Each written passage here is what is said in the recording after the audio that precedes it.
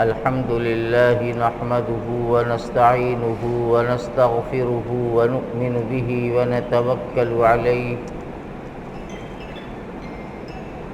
ونعوذ بالله من شرور أنفسنا ومن سيئات أعمالنا من يهده الله فلا مضل له ومن يضلله فلا هادي له ونشهد أن لا إله إلا الله وحده لا شريك له ونشهد أن سيدنا ونبينا وحبيبنا ومولانا محمدا عبده ورسوله أما بعد فقد قال النبي صلى الله تعالى عليه وسلم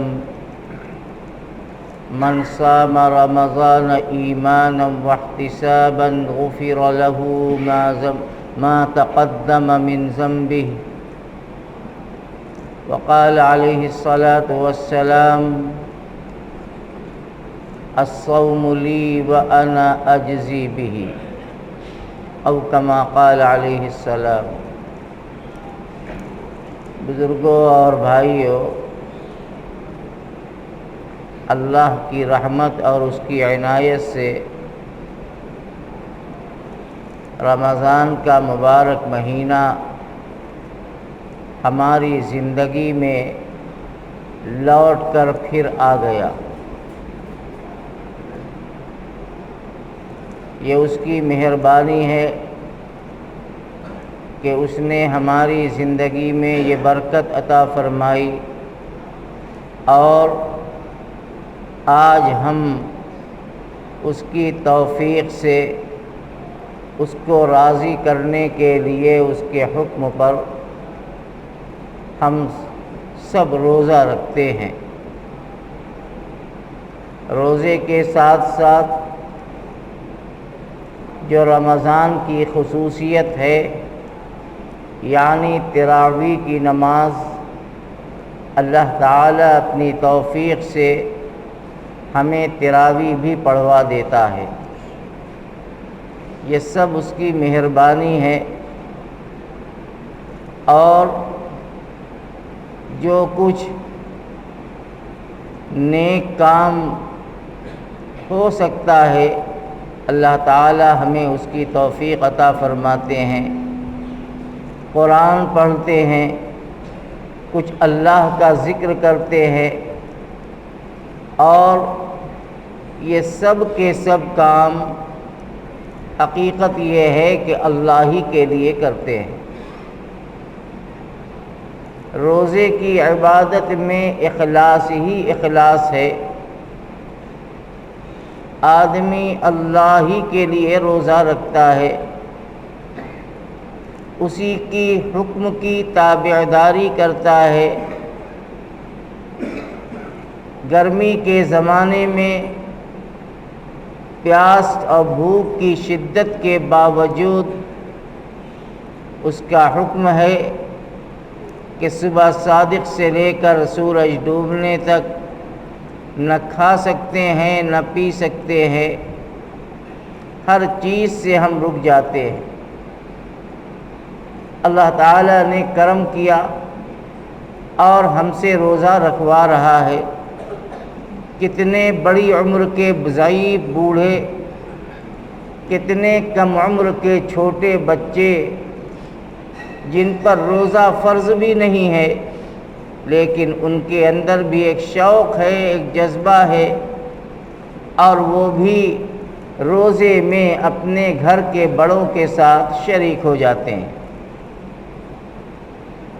یہ جذبہ بھی اللہ کی طرف سے پیدا ہوتا ہے، اب ماحول کی بنیاد پر پیدا ہوتا ہے۔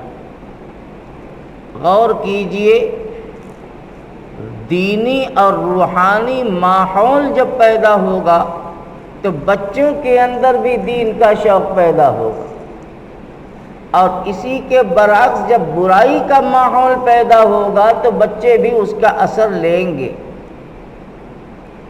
رمضان میں نماز کا، قرآن کا ماحول، برائی اور گانے سے بچنے کا ماحول، مسجدوں کو آباد کرنے کا ماحول اور روزے کے اہتمام کا ماحول ہوتا ہے تو چھوٹے بچوں کے اندر بھی اللہ کی طرف سے یہ چیز پیدا ہو جاتی ہے کہ نماز ہم بھی پڑھیں گے، مسجد ہم بھی چلیں گے، روزہ ہم بھی رہیں گے۔ اگر یہی ماحول ایک مہینے کے بعد بھی ہمارے گھر میں اور ہماری ذاتی زندگی میں باقی رہے گا تو انشاءاللہ اس ماحول کا اثر بچوں پر بھی پڑے گا، بچوں کے اندر بھی دین کا شوق اور جذبہ پیدا ہو جائے گا۔ بہرحال میں عرض یہ کر رہا تھا کہ اللہ رب العالمین نے اپنی توفیق سے ہمیں یہ چیز عطا فرمائی اور ہمیں روزہ رکھوایا اور رکھوا رہا ہے، اور اسی سے آگے کے لیے بھی ہمیں دعا مانگنی اور توفیق مانگنی ہے کہ پروردگار عافیت اور تندرستی کے ساتھ ہمارے رمضان کو اسی طریقے سے گزار دے۔ اللہ رب العالمین نے اپنے بندوں کو انہی باتوں کا مکلف کیا اور انہی باتوں کا حکم دیا بندہ جس کی اپنے اندر طاقت رکھتا ہے۔ یہ ہمارے دین و مذہب کی خصوصیت ہے کہ ہم انہی چیزوں کے پابند بنائے گئے ہیں جتنا ہم کر سکتے ہیں جو ہمارے بس اور طاقت میں ہے، اور جو چیز ہماری طاقت سے باہر ہے اللہ تعالیٰ نے ہمارے لیے اس میں آسانی پیدا کر دی۔ روزے کو دیکھ لیجیے، ہر مسلمان پر، بالغ مرد عورت پر روزہ فرض ہے۔ اللہ تعالیٰ نے فرمایا فَمَنْ شَهِدَ مِنْكُمُ الشَّهْرَ فَلْيَصُمْ، جن کو رمضان مل جائے ان کے لیے روزہ رکھنا واجب اور فرض ہے۔ لیکن حالات آتے ہیں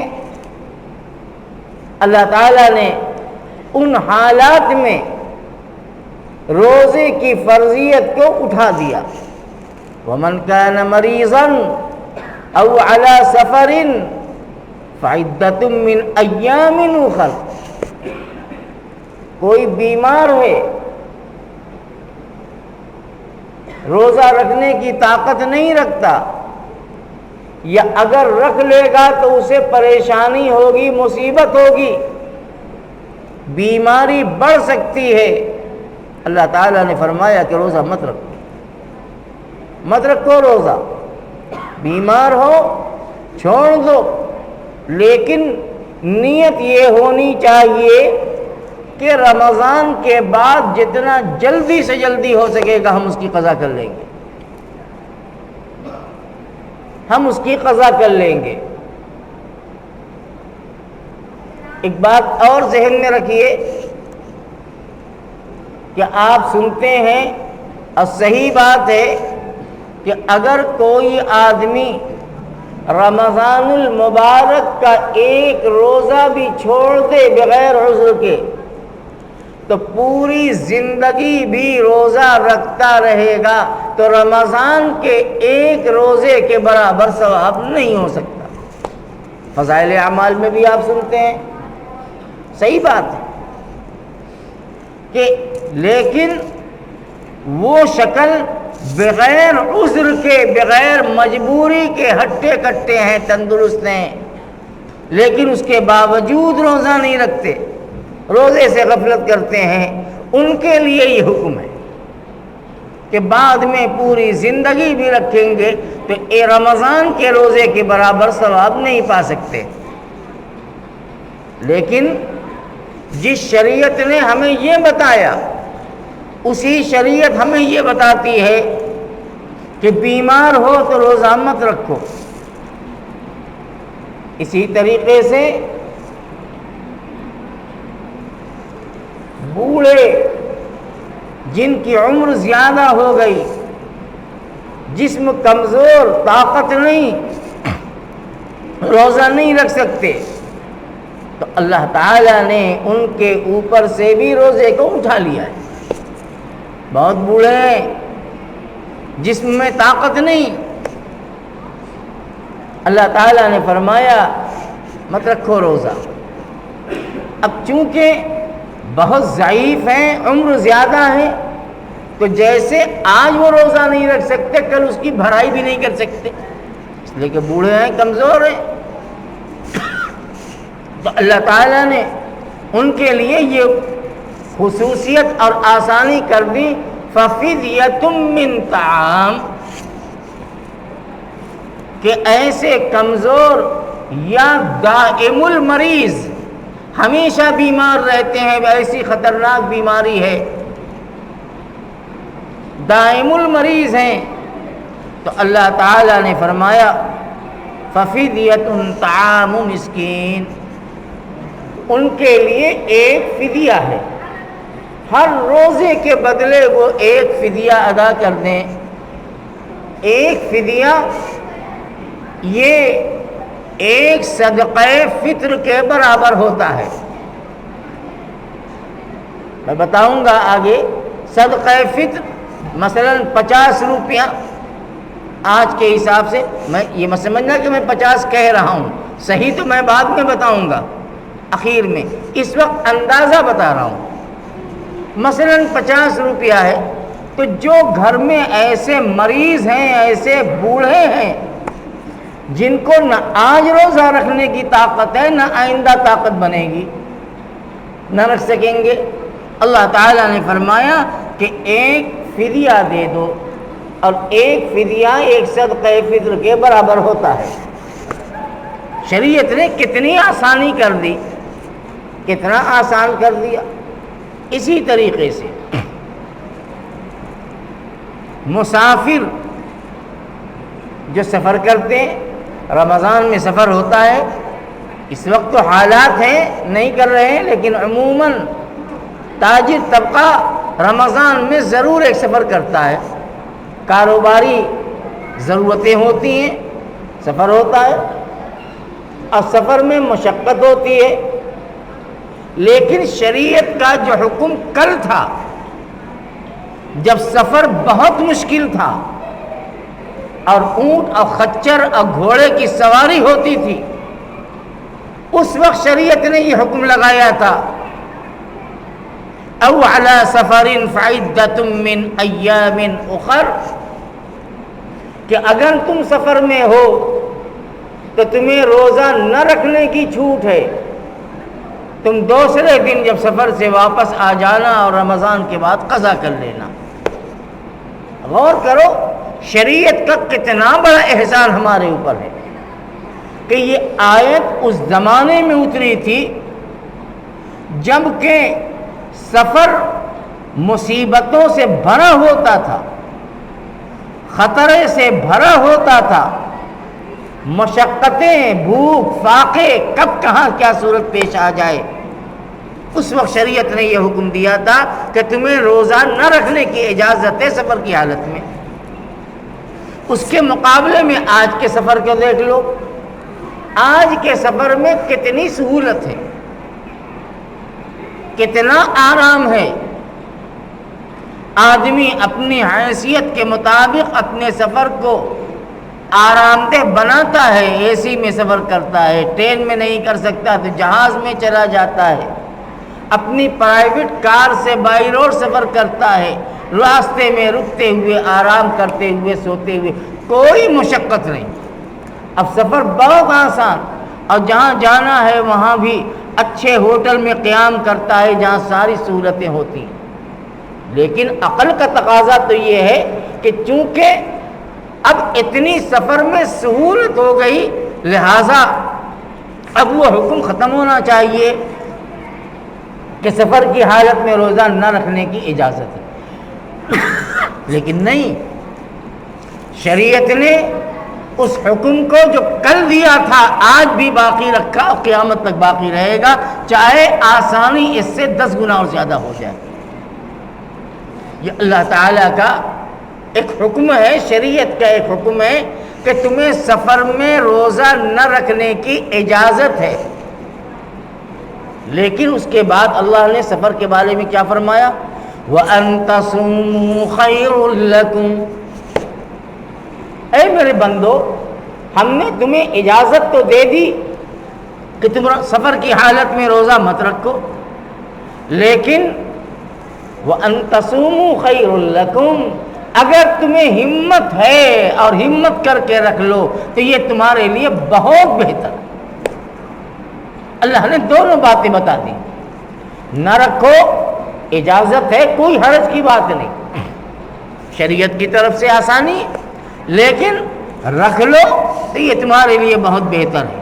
اب تجربہ یہی بتاتا ہے کہ جن لوگوں نے سفر کی بنیاد پر روزہ چھوڑ دیا رمضان کا تو بعد میں بھرنا ان کے لیے پہاڑ بن جاتا ہے۔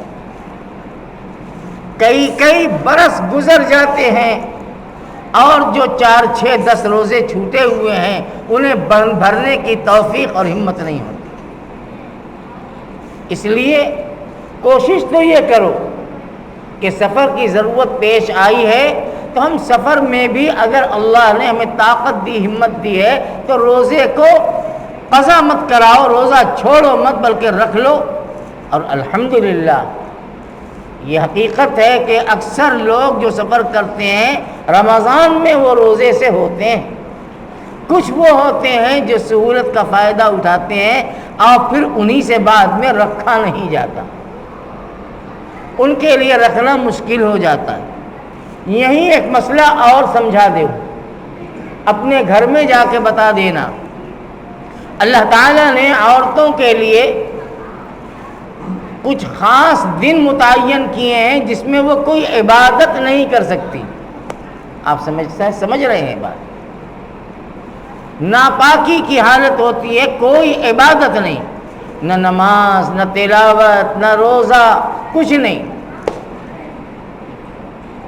تو جہاں تک نماز کا معاملہ ہے اللہ تعالیٰ نے بڑی مہربانی فرمائی کہ عورتوں سے نماز کی فرضیت کو ان دنوں کی ختم کر دی، نہ نماز ان دنوں میں رکھنا ہے نہ بعد میں قضا کرنا ہے، اس لیے کہ اللہ کو معلوم تھا کہ یہ ہماری بندیاں کمزور ہیں جسمانی اعتبار سے، اور اللہ تعالیٰ نے ان کے لیے یہ چیز مقرر کر دی ہے، یہ اپنے اختیار کی چیز نہیں تھی، تو اللہ تعالیٰ نے نماز کو اٹھا دیا۔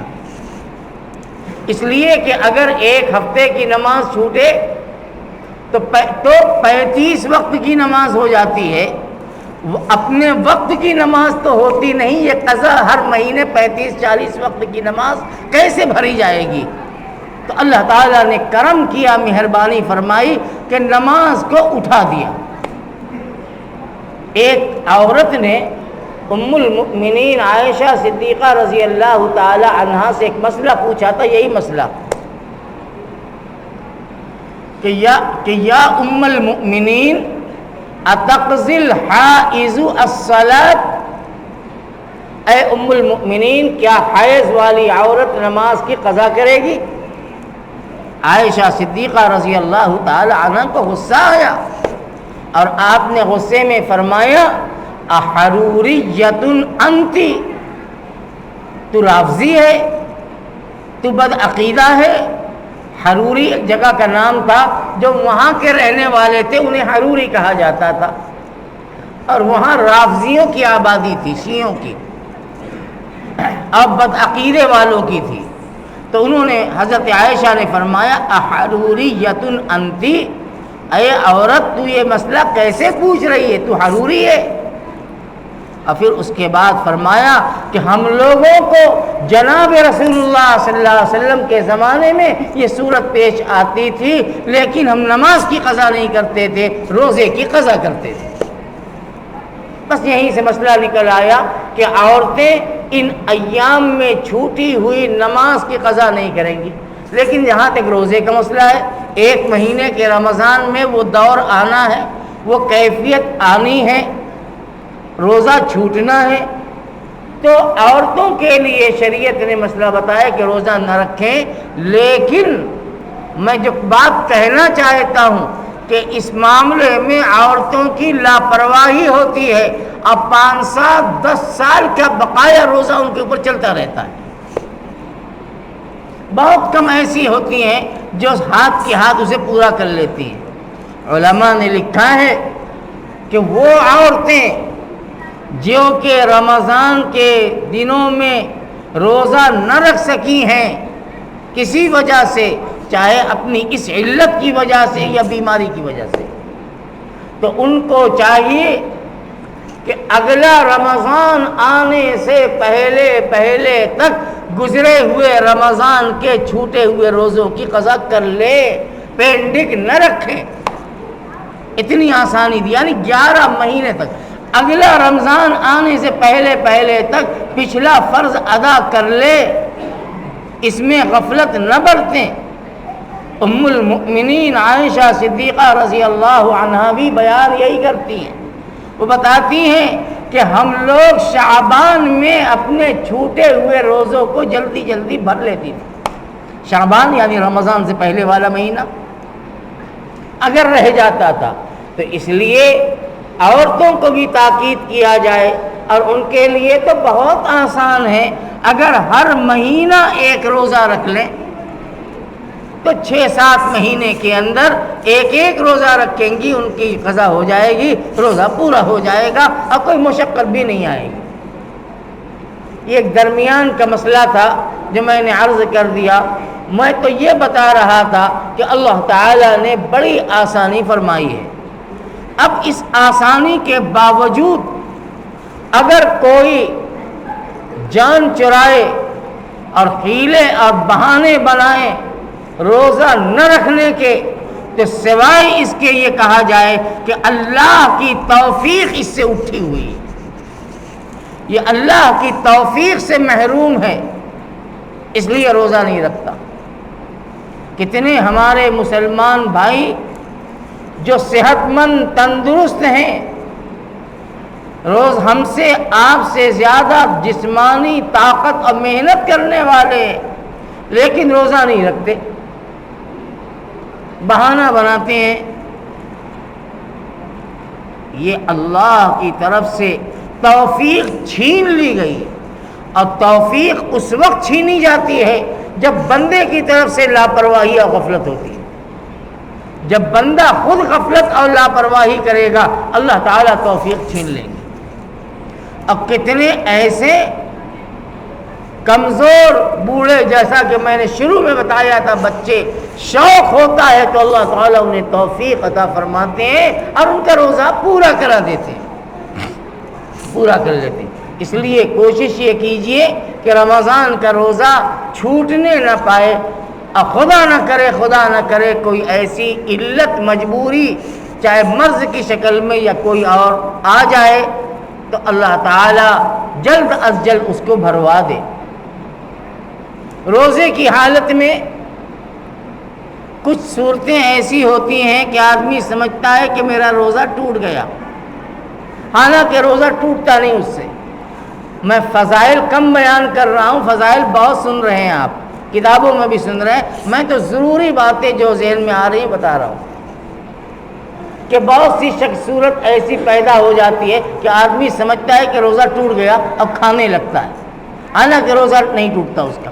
مثلا الٹی کا ہو جانا، الٹی ہو گئی، سمجھتے ہیں کہ اب روزہ ٹوٹ گیا، اب اس کے بعد پانی بھی پی رہے ہیں، کھانا بھی کھا رہے ہیں، چائے بھی لے رہے ہیں، سب کچھ کر رہے ہیں، حالانکہ الٹی سے روزہ نہیں ٹوٹتا.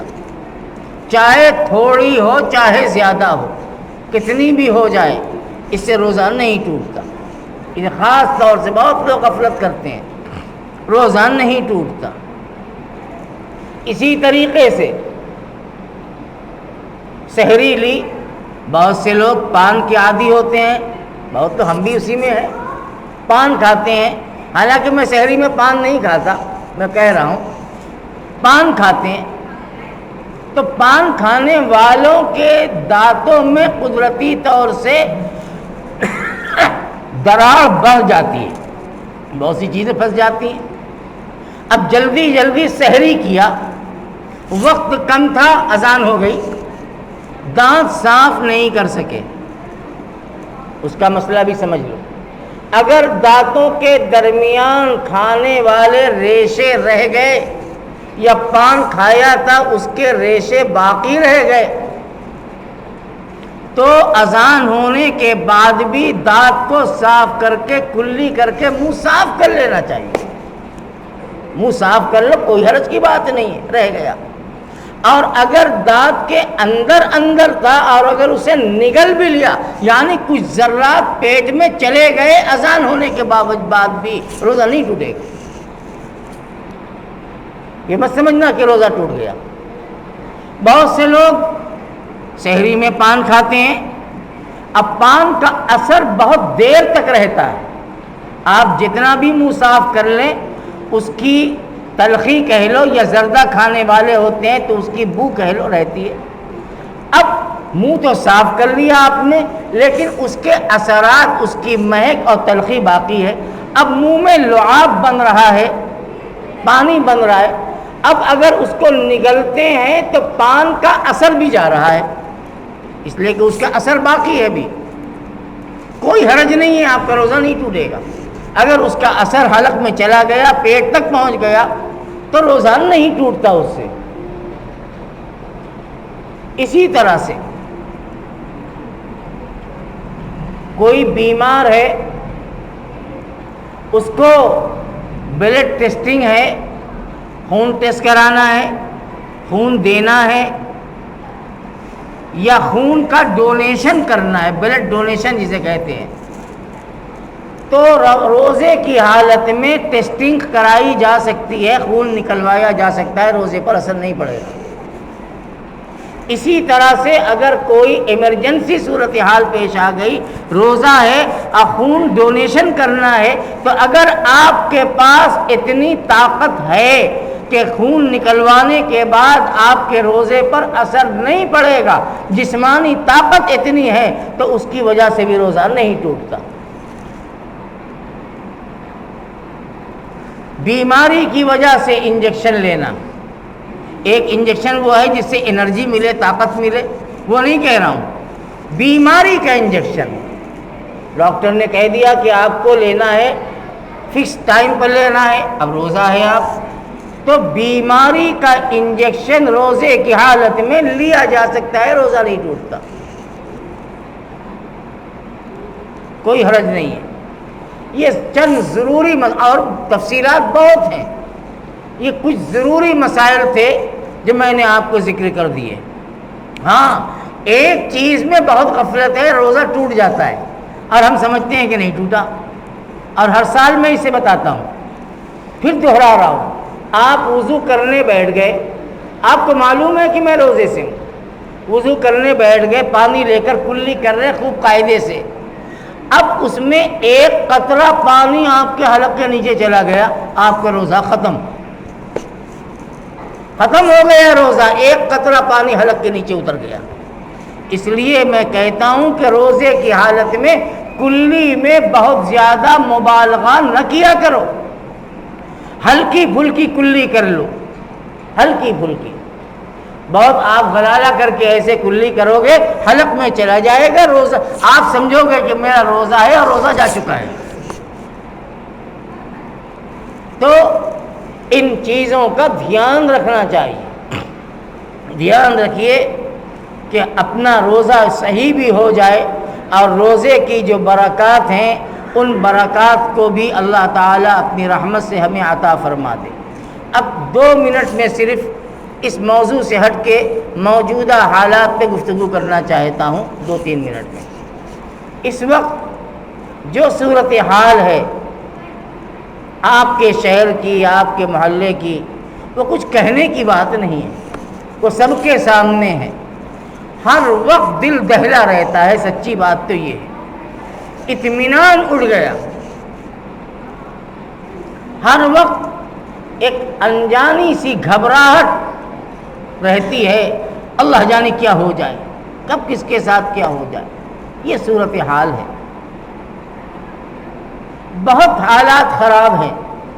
یہ تو اللہ کی بڑی رحمت ہے کہ اللہ نے اپنے گھر کے دروازے کو میرے لیے کھول کے رکھا ہے، یہ اس کی بڑی رحمت ہے، اس کی قدر کرو۔ لیکن جیسا کہ میں نے شروع میں کہا تھا، شریعت یہ نہیں کہتی کہ اپنے آپ کو بلا وجہ مصیبت میں ڈالو، پریشانی میں ڈالو۔ اسباب اور تدبیر اور احتیاط یہ لازم اور ضروری ہے۔ ایک تدبیر اور احتیاط تو وہ ہے جو سرکاری سطح پہ آتی ہے، گائیڈ لائن، اور ہمیں پابند بنایا جاتا ہے، کوئی بری چیز نہیں ہے، احتیاط کرنا چاہیے، بچنا چاہیے۔ اور اس احتیاط کی بنیاد پر میں آپ سب سے کچھ باتیں کرنا چاہتا ہوں۔ رمضان کا مہینہ ہے، عبادت کا شوق اور جذبہ بھی الحمدللہ کم نہیں ہے، بہت ہے، لیکن حالات ہیں۔ ایسے موقع پر مسجد میں اپنے چھوٹے بچوں کو نہ لائیں، بچے گھر میں رکھیں، ان کو مسجد میں روکیں۔ بہت سے لوگ بڑے چوک میں بہت بچے آ جاتے ہیں، نہ لائیں بچوں کو مسجد میں اس وقت، حالات جو ہیں۔ اسی طرح سے جو زائد عمر کے ہیں 65 70 75، وہ بھی احتیاط کریں، اپنے گھروں میں نماز ادا کریں، انشاءاللہ ان کے ثواب میں کمی نہیں ہوگی، اس لیے کہ ان کا جذبہ مسجد میں آنے کا ہے، لیکن ان حالات نے انہیں مجبور کیا ہے کہ وہ نہ آئے تو بہتر ہے۔ اس لیے ایسے لوگ بھی اگر بہت جی چاہے تو کوئی ایک وقت 2 وقت آ جائیں، بقیہ وقت اپنے گھروں میں نماز پڑھیں۔ تیسرے وہ لوگ جو کسی طرح کی بیماری میں مبتلا ہیں، شکار ہیں، جیسے کھانسی آ رہی ہے، بلغم آ رہا ہے، ناک سے پتلا پانی آ رہا ہے، زکام ہے، بخار ہو رہا ہے، یا وہ کیفیت جس کو آپ پڑھے لکھے لوگ ہو سمٹم ہے، سیدھی بات، تو ایسے لوگوں کو تو قطعاً مسجد نہیں آنا چاہیے، وہ گھر میں رہیں، گھر میں نماز پڑھیں، اور گھر میں بھی اکیلے اور یکساں رہیں، اپنی وجہ سے دوسروں کو مصیبت میں نہ ڈالیں، اور اس سے آپ کے عبادت کے ثواب میں کوئی کمی نہیں آئے گی انشاءاللہ۔ اس کا احتیاط کرنا چاہیے۔ آپ دیکھ رہے ہیں حکومت نے اب رات میں 8 سے صبح 7 تک کا وقت دے دیا، ہمیں تراویح بھی ادا کرنی ہے، نماز بھی عشاء کی پڑھنی ہے، مسئلہ ہے کیا کیا جائے، لیکن بہت زیادہ ضد مت کرو، اڑو مت، جہاں تک ہو سکے اپنے آپ کو بچاؤ، گھر میں تراویح پڑھ لو۔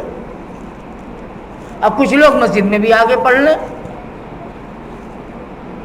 گھر میں گھر تراویح الحمدللہ ہو رہی ہے۔